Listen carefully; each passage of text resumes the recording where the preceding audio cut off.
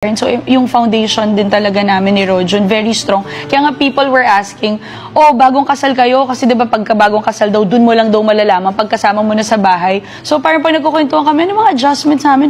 Wala. Hindi rin kami masyadong nag-aaway. Parang magkasundo na kami. Nag-aaway. Hindi, joke lang.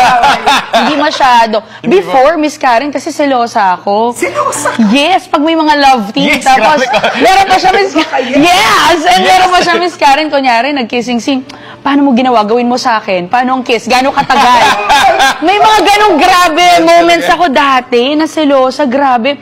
We would check each other's phone. Nag-start kasi kami bata talaga. Bata talaga, Miss Karen. So, madadala. Meron pa. Ako gawin din, mo Miss sa Karen, akin. may mali naman ako before. Grabe Kasi to. dati kahit nag-swimming kami, sobrang strict ko. Gusto ko Cycling. yung pag-girlfriend kita, puprotektahan kita, walang ibang tao na pwedeng tumingin sa'yo. Yung mga friends na nakabikini, siya sabi ko, hindi, mag-cycling, magbando ka. Sa Boracay kami, nakabando ako. Ang lala. Wala man lang ka-style-style. Tapos naka-cycling shorts ako kasi bawal. Weird. Yun ang weird. Pero ang sarap pag-usap.